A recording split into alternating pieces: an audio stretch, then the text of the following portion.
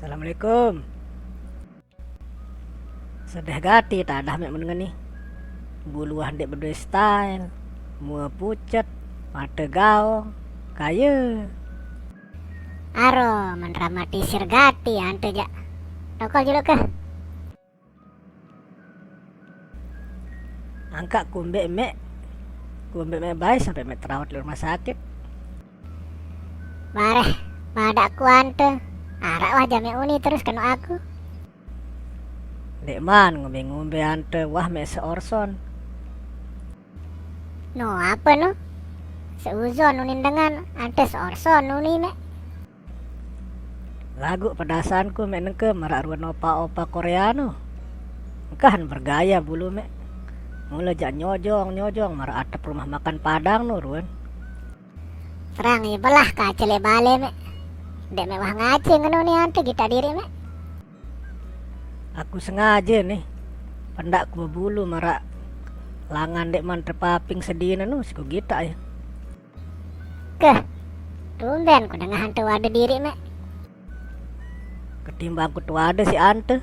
Ku pejuluk diriku ke. Angka dek man mek jawab aku nih. Ante sakit apa jak? Angka unin dokter jak. Aku keluian makan daging, beragi-ragi Ruben mah. Pas mulut no memang aku luian ngakan pak. Tomek kan musim mulut. Menceret ku jalin. Semai na gawang rua mek. Angka makat meraku selalu buka kanan.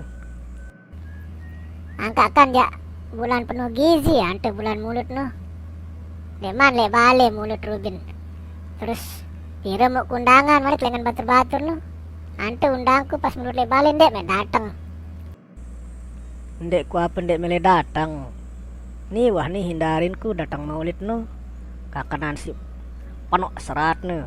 Terus beragi campur santan. Wai di marak judul film no jari no lon. Ya, judul film uni mek. Au, Conjuring aku. Godek gak mau. Penjering jari conjuring. Onek seuzon jari seorson. Mari apa jaga mek uni malik. Nah, lamun mek wah bersumpah serapah nih jak. Tanda wah sehat mek wah nih. Terus piran mek baulek jarina nih. Angka nengke wah nih semendak. Jam 12 nih angka dokter. Anteh wayah mama dulu. Iya jak jemput aku. Oh, kena wah ke mun ngenu. Bare ku peta wah. Sore. Ya ku jok ben rek juluk nih sing anu. Manet ku kaken pari jari kandukku. Tahu meja bergak. Potongan mek ada yang cocok jadi pembeli. Ngelonteh beke helak mek mun muah sehat. Nang bae. Bareh mun jari ku atongan mejok bale keur meja rasa doang. Aw halo. Bareh ku anteh mele bale. Nek ndak wah hatongan ku pari no. Nek kuman kanggo ragi-ragi. Lah, aku basa-basi endah no. Paparan gati ante. Godek jamak mulan tuh. Ngalela haruan. Mareh nancep jarum impus nih lela mek bareh. Awak ke kulek juluk. Suruh dokter no periksa sekedi ante. Sampai darah tinggi jaga endah nih. Mulai lain balik dengan sugih jawah. Rapi, sengeh. Lah, jami olahraga te bro mek serisi olahraga nih. Aku masih telehan sekedi. Kalau anase jaga li rumah sakit no endah. Ante masih sakit suarana nih. Deman kembali ke fisik yang normal apa arana no. Yes so endah. Gara-gara mulut no nih angka. Ndak kesalahan maulid tante. Segala yang terjadi pada diri kita itu semua dikarenakan kita sendiri bro. Upak mek mulut seni isin biweh so, jarina alias isin tiang. Coba mek maulid. Aw deh. Ita mulut tunin tuh. Kena so jari nih isin biweh. Kaci isin tian jari nih lamun mulut. Aron dek sono. No jak ceket-ceketan dengan berumpama no ante. Bahasa itu dengan sasak mulut. Artinya jak tetap so maulid. lagu tetuah ke mulut no dengan repot si Isintian memang. Nah, ini kebukaan nanti sejarah maulid. Milih me apa ndek? Apa boleh buat? Ndek uningku bare dong. Ndek nebau jari konten nih. Bejigar ante ja. Ya ku sumpah ame ante jeng keme sakit. Peleh ku laun. Oke, bukan juluk sejarah maulid no. Setauku aku maulid no kan memperingati hari lahir baginda Nabi pada pada tanggal 12 bulan Rabiul Awal. Lamun menurut sejarah, maulid Nabi yang pertama kali diadakan pada zaman Khalifah Mu'izdinillah, merupakan khalifah di dinasti Fatimiyah di Mesir no pada tahun 341 Hijriah. Oh, paranku di Indonesia doang atau dengan mulut. Itulah gunanya kita mempelajari sejarah. Kemudian di tahun yang sama kegiatan maulid ini ditentang atau dilarang juga di masa Al-Afdal bin Amir Al-Juyusi, seorang perdana menteri Khalifah Al-Musta'ali, sampai akhirnya berganti kepemimpinan pada tahun 524 Hijriah oleh pemerintahan Amir Li Ahlam haran lupa aku kah Arab nuh pokok, yang seorang pemimpin sekaligus imam di dinasti Fatimiyah. Barulah diadakan lagi. Dengan kata lain, setelah 183 tahun lamanya kegiatan maulid ini baru diadakan lagi sampai sekarang, dengan cara yang berbeda bergantung adat atau kebiasaan suatu tempat atau daerah tersebut.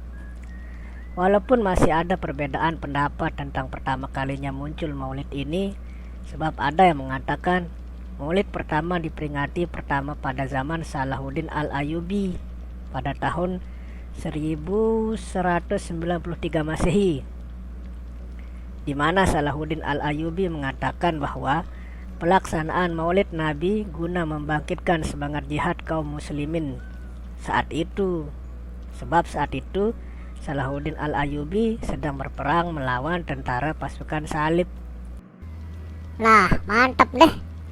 Dengan maulid mampu menaikkan atau membangkitkan semangat jihad melawan pasukan non-muslim.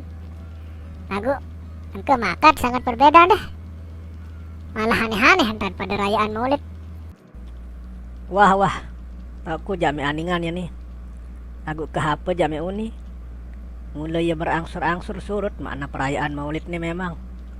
Mara angkat ku si onek nih. Nengke dengan urusan tian, urusan berkat pentingane. Kadang lalu neng utang sih tadahin diri na pun nemu maulid. Sangat-sangat memalukan, menyedihkan bahkan. Jadi sebenarnya lamun tejagita nih alasan Salahuddin Al-Ayyubi memperingati maulid demi membangkitkan semangat jihad. Maka itu pun harus tahu nih meningkatkan semangat jihad no. Lagu kan, saya jatuh jihatan nengke. Perang di Arak, marantan perang salib, marantan perang Badar atau perang Uhud. Nah, kena gati pertanyaan me nih. Perlu mengingat marak basi Rasulullah suahne memenangkan perang-perang besar. Beliau berucap bahwa umatku kelak tidak akan menemukan perang sebesar perang Badar dan perang Uhud, tapi mereka akan menemukan perang yang jauh lebih besar dari perang-perang ini. Barang siapa yang mampu memerangi dan memenangi perang itu, mereka jauh lebih baik dari kalian sahabat-sahabatku saat ini.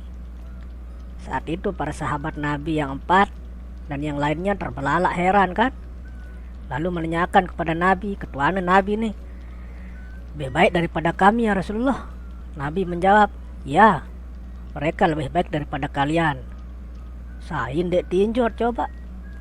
Para sahabat mengikuti perjuangan Nabi, mengikuti perang bersama Nabi, syahid di dekat Nabi, tapi kalah dengan umat kelak akhir zaman. Para sahabat menanyakan alasan mereka tak lebih baik dari kaum akhir zaman. Lalu Nabi menjawab, walau kaumku pada akhir zaman akan menemukan perang atau gejolak kebenaran dan kezaliman pada dirinya dan negaranya tak lebih besar dari perang Badar dan Uhud, namun mereka tetap memerangi perang tersebut tanpa adanya keraguan. Dan yang membuat mereka jauh lebih baik daripada kalian, saat itu mereka berperang, berjihad tanpa adanya aku. Yunin Rasulullah no. Dari kesimpulan no, para sahabat no perang, jihad dikarenakan ada bimbingan Nabi langsung, ada doa serta janji langsung dari Rasulullah yang diucapkan sendiri oleh Rasulullah dan mereka dengarkan sendiri. Jadi wajar mampu meningkatkan jihad dalam diri mereka.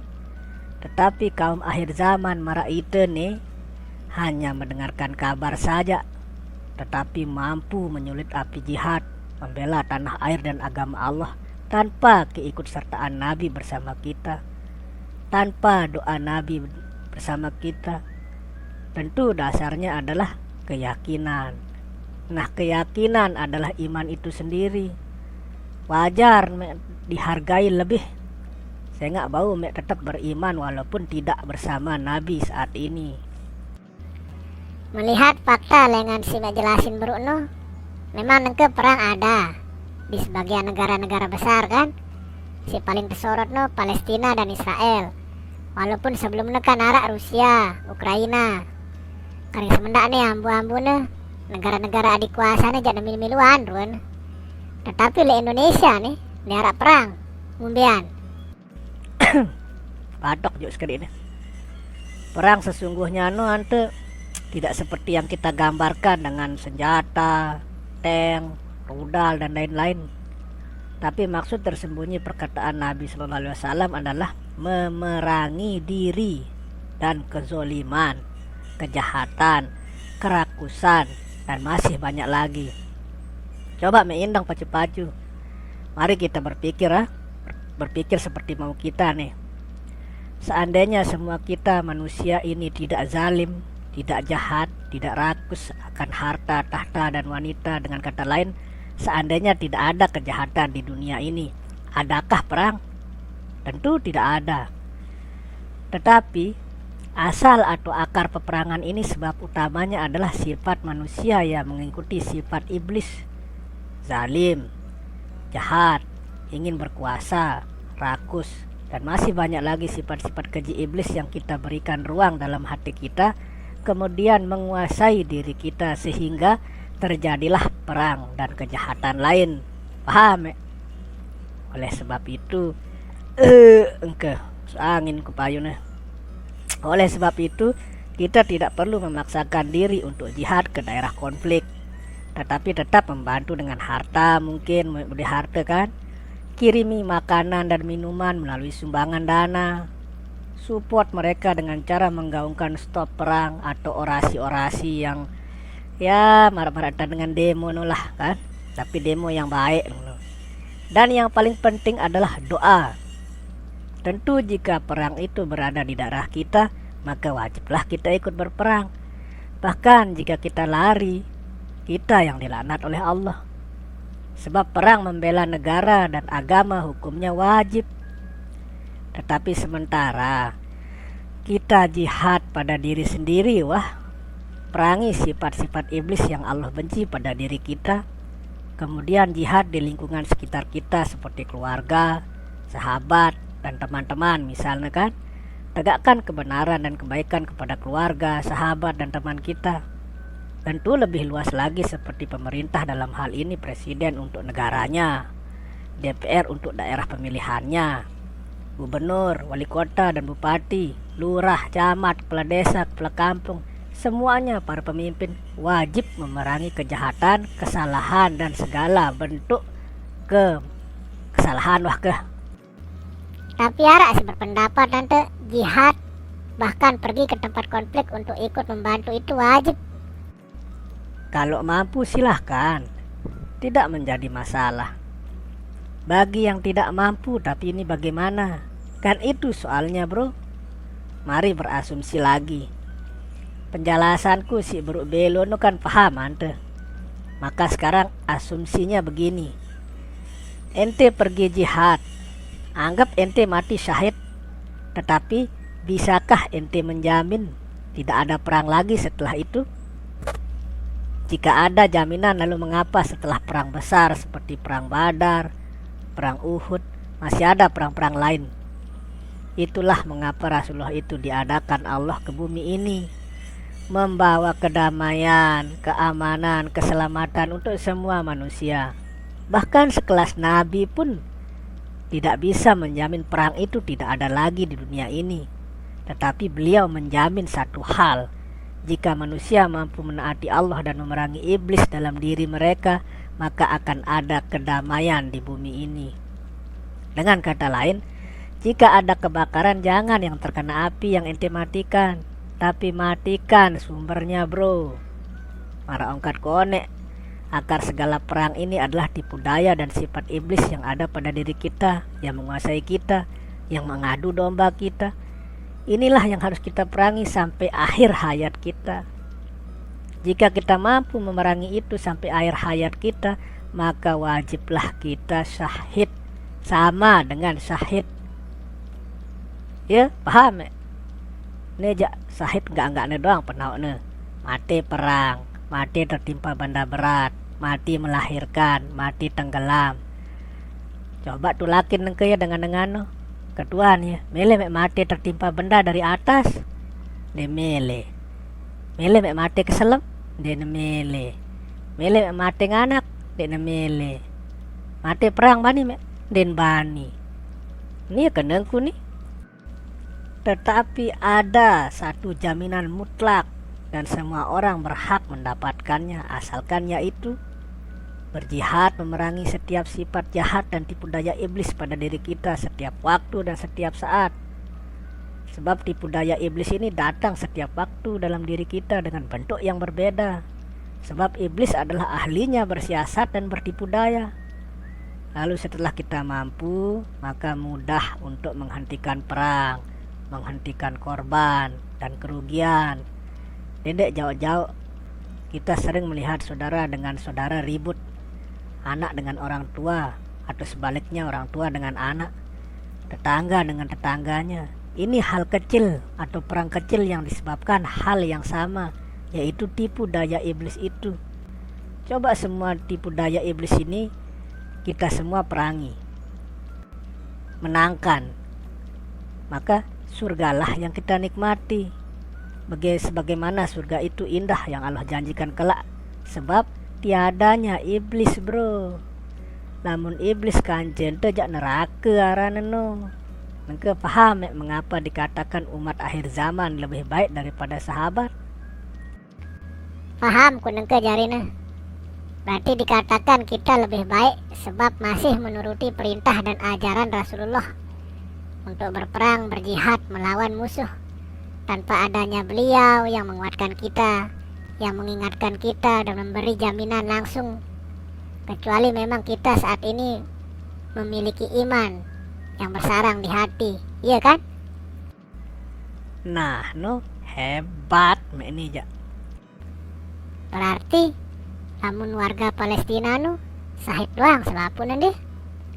Bayangkan coba pira pemuda berperang, anak-anak mati, bom kan, pesawat Israel kan, terus ibu-ibu berarti selapu berarti sahid mati sahid deh. Oh tentu, sangat tentu. Bahkan aku kadang-kadang iri ku, kadang-kadang mikir ku, makat ku ndek lahir lek tono. Lagu kah Allah maha adil. Ita arak lek tene, tentu dengan tanggung jawab yang sama besarnya dengan semua hambanya, tetapi dengan gambaran yang berbeda. Marantan semetonte lek Palestina, setiap hari kelaparan, kesusahan, menderita, tapi mereka mampu menghafal Al-Quran, mampu mengimplementasikan Al-Quran itu di dunia nyata. Di dalam kesusahan, kepayahan, penderitaan, dan kesedihan, bahkan perang setiap hari, Allah sediakan surga Firdaus sebagai balasan mereka semua. Itu nih, senang doang hidup lah itu. Susah sekedik merak dengan jak mati jemaah si tadon diri tuh. Ngaji sekedar, hafal Quran, lagu dek tahu implementasikan.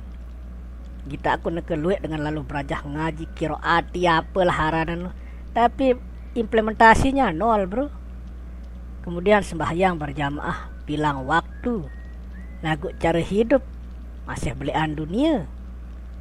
Berarti bau ketebak si sembahyang no dunia belian pikirannya dah. Aku si takbir jaga tu baca doa atau apalah haranan itu aku masjid no, terang-terang dunia jaga pikiran uningku kene kan, mudahan ku dek salah nen, amku salah aja be aku nanggung ya kan dosa no. Terus si paling parah nih, lamun tak mau kepastian surga, lamun iya saudara-saudara kita lek Palestina no wajib dijanjikan surga. Lamun itu nih, ya Allah mun tak mau kepastian surga, nah ya bukaparan ya adil Allah Ta'ala. Ya lek tono mendapatkan penderitaan itu lek tene senang, tapi kesenangan tuh membawa kita kepada hal-hal kadang-kadang hal-hal salah. Anu maksudku kan? Oh deh, aku benar kadang-kadang mikir kok. Coba kau tahu bahasa Palestina, wah ku ketuk. Nah, ante kau nah sugeh cocok nih. Mele mek ketuk berjuang, mulia mek ni ante. Ndek no maksudku. Aku lebih kumele no. Menyelamatkan perempuan di sana. Jauh ya dari senina aku lihat tene kan. Ingas-ingas ya nggak no ya Allah. Beruk ku sanjong mek. Gama. Untung mek sakit el pacu no. En mek sehat-sehat ja sedutku mek wah nengke nih. Nah nih aku jago ketuaan sekedik nih. Sebenarnya piran ja waktu yang tepat merayakan maulid no. Memang tanggal lahir beliau no 12 Rabiul Awal. Tapi kita memesak di Lombok wah uninta juluk ke sebulan ngerayain bilang jelu terus no selama sebulan. Nah basic kena menurut mek nih.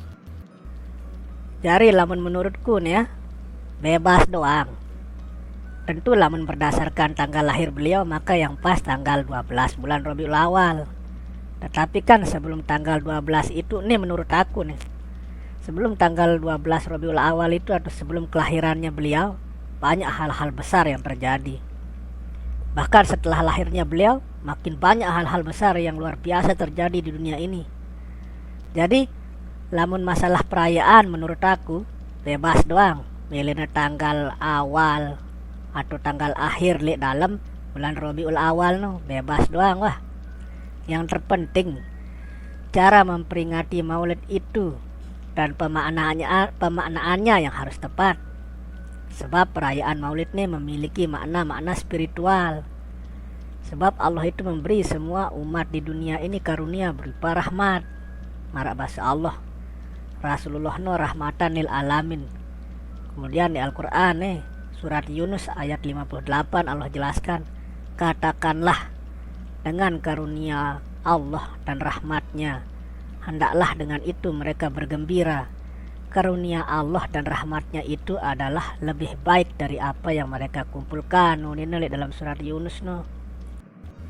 Jadi apa maksud ayat no menurut mek? Katakanlah uni Allah kan, maka maksudnya adalah benarkan, imani, yakini bahwa Allah Maha Pemurah, memberikan kita karunia dalam bentuk rahmatnya atau dalam bentuk kekasihnya sebagai rahmatan lil alamin di dunia ini. Dalam hal ini rahmat yang dimaksudkan adalah Rasulullah itu sendiri.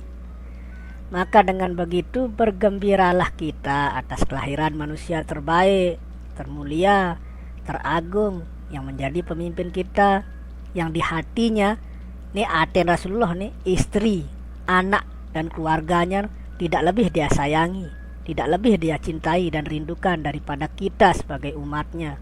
Coba pikir, pemimpin nengke, aduh, ya aku diri doang jadi pemimpin. Lagu bilin nentang nah itu lamun tepeta ejak balen. Namun beliau Rasulullah berbeda ya. Namun Rasulullah no ante sampai kelak bahkan menunggu kita untuk diberikan syafaatnya. No angka nengke jana tamu masa pemilihan. Kurang-kurang dak baik patik lamun dik sesuai ucapan kaca perbuatan dengan nih.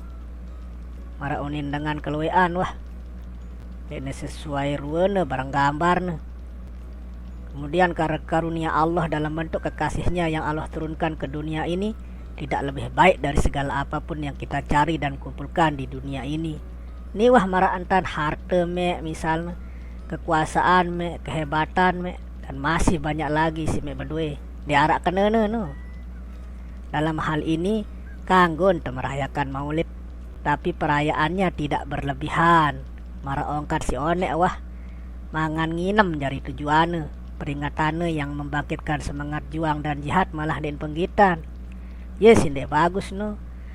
Ya maksud ayat no sebenarnya nih kanggon berbahagia lek bulan maulid nih, bahkan dianjurkan sebab lahirnya Rasulullah. Ya Allah suruh itu nih, tapi keluian nengke dengan bahagia saya nggak jak nemangan nginem, undang temui keluarga, batur, cari penjengah-jengahan terus adok-adokan diri ke batur teparan mampu. Kemudian nih kubada antar malik nih perayaan maulid nih arak nilai moralnya endah sebagaimana moral Rasulullah atau akhlak Rasulullah harus terbau turut. Dek na bau turut selapuna paling dek sopok dua bau turut sambilan si lain mengikuti. Marantar Rasulullah no sayang kepada anak yatim, maka bau mek maulid dengan mengundang anak yatim mangan. Kan memperingati hari lahirnya tentu juga harus mengikuti apa yang beliau lakukan sebagai teladan. Namun narak lebih kepeng mek misalnya lebih nih beng ya kepeng anak yatim no. Nejak batur bejaga undang mek mangan. Mundek ne bercampur kepeng utangan terus daripada ne buek kepeng si mek mangan kan. Lagu ndek ne berdua nilai pahala mending mek bean kepeng mek undang anak yatim. Namun mek ndek mampu priap seadanya beng tetangga. Nendek ne pas maulid doang nih. Lamun bau bilang jelo. Lamun sangat dek mek bau atau ndek mek mampu paling tidak dendek mek sakit di tetangga mek. Bersikaplah baik pada tetangga. Selapu nano kan iya akhlak Rasulullah no. Sambil mek perajahin akhlak-akhlak beliau si lain untuk kemudian mek turut dia. Lamun itu tuh undang misalnya ngumbian no. Itu pun salah satu nilai yang terkandung di dalam perayaan maulid, di mana nilai sosial lain berari no. Kita mek Rasulullah diundang berusaha dia datang no. Nah terus lamun itu ngundang ngumbian, Tentu Rasulullah pun mengajarkan muliakanlah tamumu, jamu mereka dengan makan dan minuman, terutama nih tapi fakir miskin dan anak yatim penjulu ngenolah amun bau kan. Yes ampun tekangguan ngundang lek maulid no. Yang penting dek mek kanggo lupaan, ngundang sesuai kemampuan, ndak ngutang-ngutang apa mek begawe mulut, haram nanu hukumnya.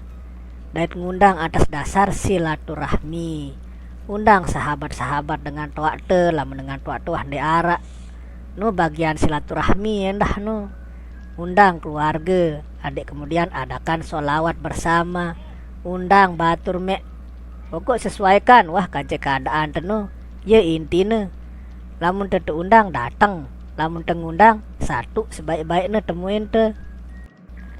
Si terakhir nih ada nilai persatuan lek dalam perayaan maulid nih. Jari misalnya dengan momen-momen si marak ngene nih mampu kita menyatukan keluarga. Kita dengan keluarga, kita dengan sahabat, kita dengan teman. Dalam hal nih marak ongkat konek pada kumpul sholawat kek baca, mek baca berjanji kek ne, kemudian zikir dan doa. kompleks berarti di siang deh. Uli, saya nggak nekan itu rayaan kelahiran manusia terbaik. Lamun mek rayaan ulang tahun tuan guru, ustaz, pejabat, ulin dek ne kompleks marak perayaan maulid nih. Sebab berbeda kualitas, berbeda kelas. Angka tahun mudi nih ya. Ndak mek sok-sok ngundang, ndak mek sok-sok merayakan, tapi dek berdua isi dan makna.